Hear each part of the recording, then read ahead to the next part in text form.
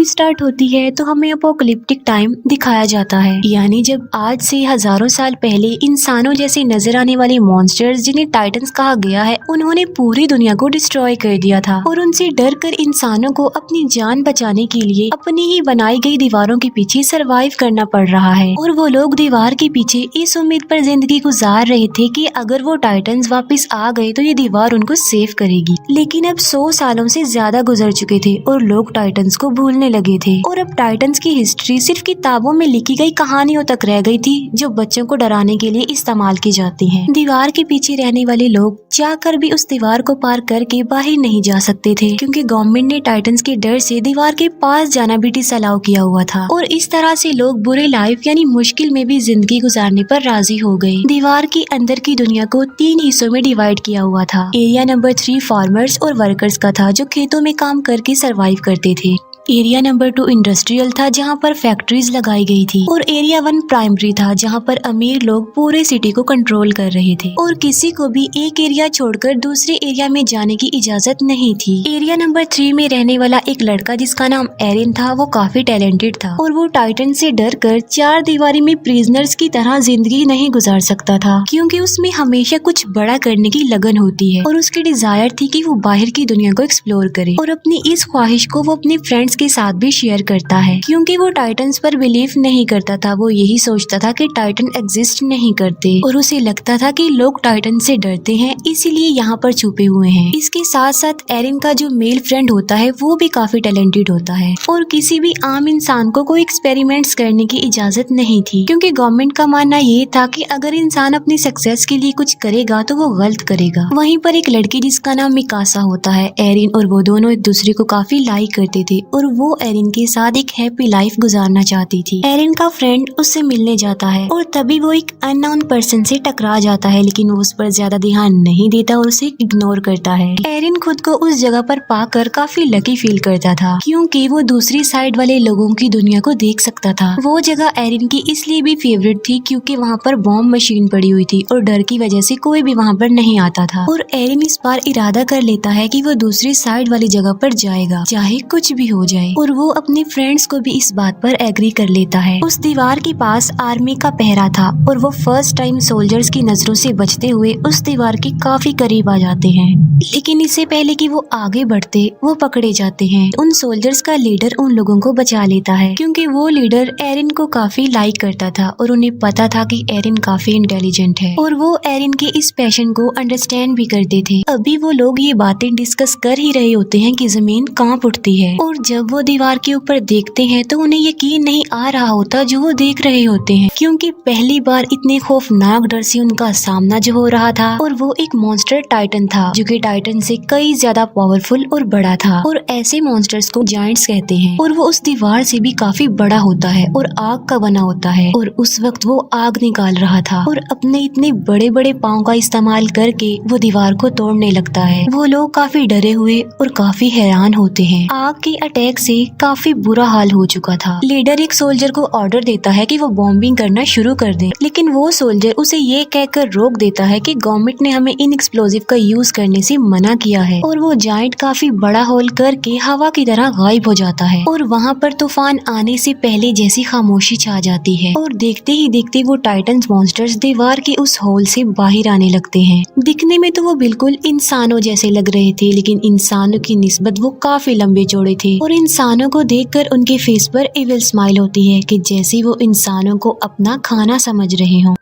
वो leader titans पर bombing करने में कामयाब हो जाते हैं, लेकिन उन्हें ये नहीं पता था कि ये टाइटन्स इटर्नल हैं, यानी ये एक ऐसे मॉन्स्टर्स हैं जिन्हें कभी नहीं मारा जा सकता। और टाइटन्स की बॉडी की जख्मी पार्ट्स खुद ब खुद रिस्टोर होने लगते हैं। अब क्योंकि टाइटन्स तादाद में काफी ज्यादा थे तो वो लोगों को चारों तरफ से घेर लेते हैं और इंसान उसके आगे काफी छोटा दिख रहा था। और वो इंसानों को ऐसे समझ रहे थे कि जैसे इंसान पाँव में आने वाले कीड़े मकोड़े चूंटियां हैं जिन्हें मसल दिया जाए, खेलने वाले खिलौने हैं और यही नहीं बल्कि इंसान उनके लिए किसी बारबेक्यू से कम नहीं थे, क्योंकि वो उन्हें ऐसे ही पकड़ पकड़ कर खा रहे थे। सोल्जर्स इतने ज्यादा डर जाते हैं कि वो टाइटन्स का खाना बनने से ज्यादा सुसाइड को प्रेफर करते हैं और अपने आप को मार डालते हैं। टाइटन्स ने पूरे सिटी में तबाही मचा दी थी। लोग या तो टाइटन्स का शिकार होकर या लोगों की अफरा तफरी में कुचलकर मरने लगते हैं और उन लोगों को अपनी जान बचाने के लिए सिर्फ एक ही जगह मिलती है, जो कि सिटी का बहुत बड़ा हॉल था। लोग सिर्फ खुद को सेव करने के लिए दूसरों की जान की परवाह किए बगैर जबरदस्ती अंदर घुसने लगते हैं और एरिन और मिकासा भी खुद को सेव करने के लिए ऐसा ही करते हैं। मिकासा एक छोटे बच्चे को उसकी माँ के साथ देखती है तो उसे उन लोगों पर तरस आता है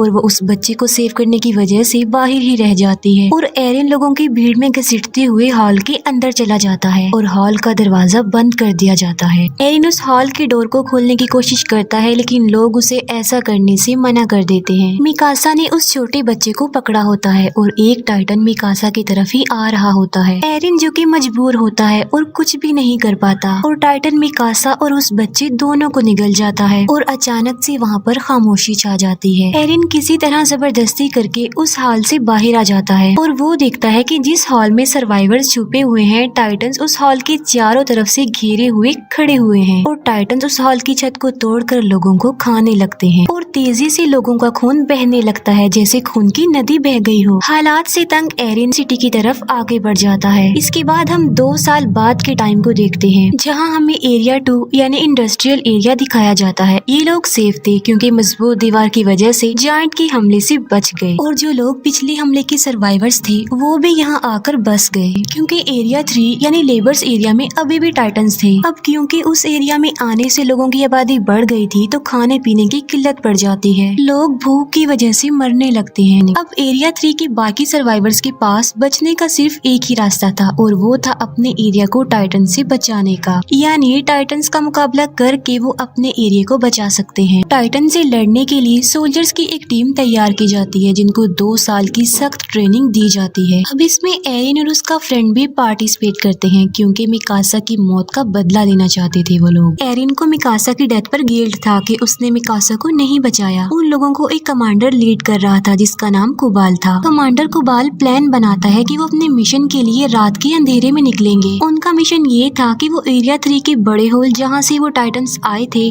उसे ब्लास्ट की मदद से बंद करने का। प्लान के अकॉर्डिंग वो हॉल के ऊपर वाले पार्ट पर ब्लास्ट करेंगे, जिससे होगा ये कि वो टूटा हुआ मलबा नीचे गिरेगा और उससे वो हॉल बंद हो जाएगा। और क्योंकि वो दीवार काफी मजबूत है तो ब्लास्ट के बावजूद भी टाइटन्स वहाँ से नहीं आ पाएंगे और अगर वो इस मिशन में सक्सेसफुल हो गए तो वो उन टाइटन्स को मार सकते हैं। और उन लोगों की आखिरी उम्मीद यही एक्सप्लोजिव था, यानी इस मिशन में या तो वो मार डालेंगे या मारे जाएंगे। वेपन्स हेड सब सोल्जर्स को अपने बनाए गए खास न्यू वेपन के बारे में बताती है जिसकी मदद से वो हवा में उड़ सकते हैं, क्योंकि उन्हें पता चल चुका था कि टाइटन्स की नेक पर अटैक करके उन्हें मारा जा सकता है और वो टाइटन्स दोबारा जिंदा भी नहीं होंगे। प्लान के मुताबिक वो रात के अंधेरे में अपने मिशन के लिए निकल जाते हैं, लेकिन अपने टारगेट तक पहुंचने से पहले ही उन्हें रास्ते में कुछ अजीब फील होता है और वो लोग चेक करने के लिए जाते हैं कि आखिर क्या गड़बड़ है। वो समझते हैं कि वो सिर्फ काउस की आवाज है और जब उन्हें रियलाइज होता है कि सब ओके है तो वो चल पड़ते हैं। फिर एक लेडी को किसी छोटे बच्चे के रोने की आवाज सुनाई देती है और वो सोचती है कि बच्चा मुसीबत में है और उसे हेल्प की जरूरत है और वो उसकी हेल्प करने के लिए आगे चेक करने के लिए जाती है। एरिन भी उसके पीछे पीछे जाता है और जब उन्हें बच्चा मिल जाता है तो वो देखते हैं कि ये तो टाइटन का बच्चा है और वो जायंट बच्चा उन्हें पकड़ने की कोशिश करता है और नीचे गिर जाता है और नीचे गिरते ही वो जोरों से रोने लगता है। उसकी आवाज सुनकर सब टाइटन्स जाग जाते हैं और उधर आने लगते हैं और उन लोगों को घेर लेते हैं और अब वो लोग काफी बड़ी मुश्किल में फंस चुके थे क्योंकि उनका सेल्फिश कमांडर कुबाल उन्हें इस मुसीबत में छोड़कर वेपन्स वाली गाड़ियां लेकर वहाँ से भाग चुका था। एरिन के फ्रेंड को टाइटन्स पकड़ लेते हैं लेकिन वो दूसरा सोल्जर आकर उसे बचा लेता है और अब वो लोग पूरी तरह से टाइटन से घिर चुके थे और अचानक से वहाँ पर टैलेंटेड टाइटन्स का शिकारी शिकीशिमा वहाँ पर आता है और उसने तकरीबन 10 से 15 टाइटन्स को मार डाला था और शिकीशिमा के साथ एक और बहादुर सोल्जर थी और वो थी मिकासा। जी हाँ, वो जिंदा थी। दोनों मिलकर बहादुरी से अपने फास्ट वेपन्स का यूज करके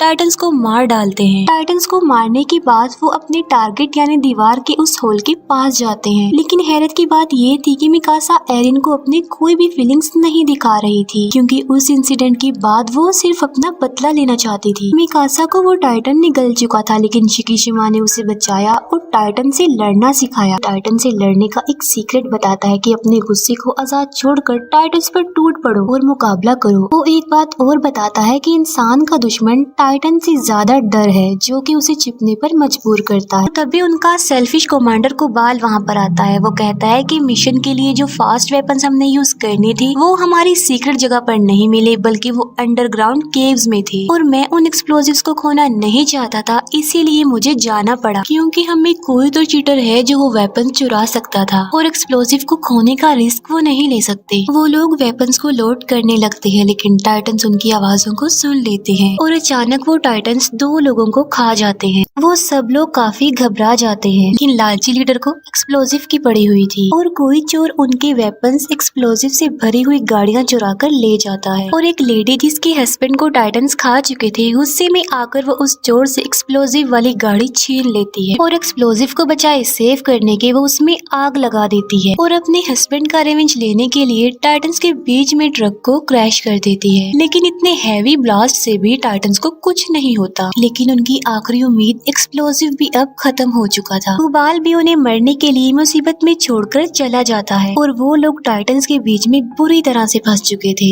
एरिन भी अब हिम्मत हार चुका था, लेकिन फिर उसे शिकीशिमा की गुस्से वाली बात याद आ जाती है और वो अपने गुस्से को आजाद छोड़कर टाइटन से मुकाबले के लिए जाता है और वो उन टाइटन्स का मुकाबला करते हुए कुछ टाइटन्स को मारने में कामयाब भी हो जाता है। और फिर फाइट के दौरान टाइटन से मुकाबला करते हुए उसका एक पाँव टूट जाता है और एक टाइटन एरिन के फ्रेंड को पकड़ लेता है। सब लोग एरिन के फ्रेंड को बचाने के लिए लड़ते हैं ताकि वो टाइटन उसे निगल ना जाए। एरिन अब पूरी तरह से हिम्मत हार चुका था और वो डिसअपॉइंट हो चुका था कि वो किसी भी तरह लोगों की हेल्प नहीं कर पा रहा है, लेकिन वो फिर भी हार ना मानते हुए हिम्मत करके उठता है और बिल्कुल ठीक वक्त पर वो अपने फ्रेंड को उस टाइटन का खाना बनने से बचा लेता है। लेकिन उसे सेव करते करते वो अपना एक हाथ भी खो बैठता है और आखिरकार एक टाइटन उसे निगल लेता है और एरिन देखता है कि वो इस खतरनाक टाइटन के पेट में आ चुका है और आहिस्ता आहिस्ता डाइजेस्ट हो रहा है। ये देखकर मिकासा कंट्रोल से बाहर होकर उस टाइटन पर अटैक कर देती है, लेकिन किस्मत उनका साथ नहीं दे रही थी और मिकासा क्रैश हो जाती है क्योंकि उसका गियर खराब हो चुका था। और अब मिकासा को अपनी मौत अपने सामने नजर आ रही थी क्योंकि वही टाइटन उसकी तरफ भी आ रहा था।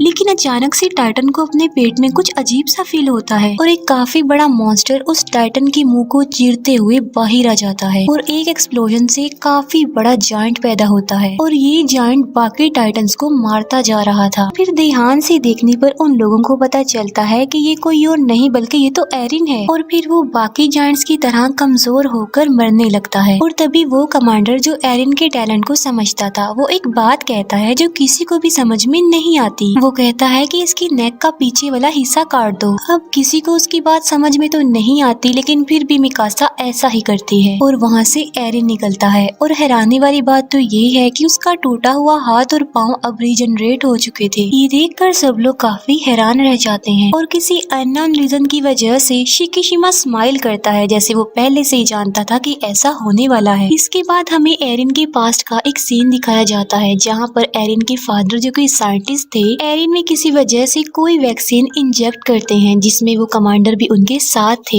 एरिन की मदर उन लोगों को ऐसा करने से मना करती है, जिसके जवाब में वो कहते हैं कि इस वैक्सीन की वजह से एरिन बड़े होकर लोगों की जिंदगी बचाने में एक बड़ा रोल अदा करेगा। इतनी ही देर में कुछ गवर्नमेंट ऑफिसर्स उनके दरवाजे पर नॉक करते हैं और एरिन के फादर एरिन और उस कमांडर को एक रूम में छुपा देते हैं। उन गवर्नमेंट ऑफिसर्स में कुबाल भी शामिल था और उन लोगों को पता चलता है कि एरिन के फादर किसी खुफिया एक्सपेरिमेंट्स पर काम कर रहे हैं और आम लोगों को तो किसी इन्वेंशन एक्सपेरिमेंट्स की इजाजत नहीं थी। और पनिशमेंट के तौर पर वो ऑफिसर्स एरिन के पेरेंट्स को अरेस्ट करके ले जाते हैं और साथ ही उनके एक्सपेरिमेंट्स को भी जला दिया जाता है। और यही वजह थी कि वो कमांडर एरिन को इतना लाइक करते थे उसकी इस खूबी की वजह से। और उन्हें ये भी पता था कि इस वैक्सीन की वजह से एरिन और ज्यादा पावरफुल बन गया ताकि वो लोगों की जिंदगियों को सेव कर सके। एरिन की आँख खुलती है तो वो देखता है कि कुबाल ने उसे कैद किया हुआ है। और एरिन को खुद भी इस बात पर यकीन नहीं आ रहा था कि क्या वो वाकई एक जायंट भी बदल गया था, लेकिन साथ साथ उसे खुद पर प्राउड भी फील हो रहा था कि आखिर उसमें एक ऐसी खूबी है जो कि टाइटंस के खिलाफ इंसानों की मदद करने में इम्पोर्टेंट रोल अदा कर सकती है। लेकिन एरिन कोबाल के लिए एक खतरा था जिसकी वजह से वो उसे प्रिजनर बना के रखता है, क्योंकि वो सोचता था कि इंसानों को नए एक्सपेरिमेंट्स और इन्वेंशन करने की कोई जरूरत नहीं है, बल्कि इंसानों को डरपोक बनकर डरते हुए ही उस दीवार के पीछे जिंदगी गुजारनी चाहिए। वो कमांडर जब एरिन की फेवर में बोलता है तब कोबाल उसे शूट करके मार डालता है, लेकिन मरने से पहले वो कमांडर एरिन को एक राज की बात बताता है कि कोबाल ही तुम्हारे पेरेंट्स का कातिल है। ये सुनते ही एरिन और उसके साथी कोबाल के अगेंस्ट हो जाते हैं और तभी अचानक से वहाँ पर पावरफुल जायंट जंप करके आ जाता है और वो आते ही सबसे पहले एरिन को पकड़ लेता है। वो लोग उसे रोकने की कोशिश करते हैं लेकिन वो सबको अपने रास्ते से हटा रहा था। वो एरिन के एक फ्रेंड को भी मारने की कोशिश करता है लेकिन मिकासा उसे ऐसा करने से रोक देती है और ऐसा लग रहा था कि शायद वो मिकासा की बातों को अंडरस्टैंड कर रहा था और वो एरिन को अपने साथ लेकर निकल जाता है और इस सारी फाइट पे कोबाल मारा जाता है। अब क्योंकि एरिन भी उनके पास नहीं था तो उन्हें समझ में नहीं आ रही थी कि क्या किया जाए। फिर एरिन के फ्रेंड को याद आता है कि उनके पास अभी भी एक एक्सप्लोजिव है जिसे वो यूज करके अभी भी अपना मिशन पूरा कर सकते हैं और वो सब लोग बॉम्ब को रिकवर करने के लिए एरिया 3 में चले जाते हैं। एरिन की आंख एक काफी बड़े और अजीब से रूम में खुलती है और उस रूम में कुछ चीजों के अलावा शिकिशिमा भी था और यहाँ पर शिकिशिमा बहुत सी बातों को रिवील करता है कि ये टाइटन्स इंसानों के ही बनाए गए हैं जिनको किसी और ने नहीं बल्कि एरिन के फादर ने ही बनाया था और उन्होंने ये टाइटन्स आर्मी वेपन्स के लिए बनाए थे, लेकिन उनका एक्सपेरिमेंट फेल हो जाता है जिसका बैड इम्पैक्ट ये पड़ा कि वायरस तेजी से इंसानों में फैलता गया और इंसान तेजी से टाइटन्स में बदलते गए और उन्होंने दुनिया में तबाही मचा दी।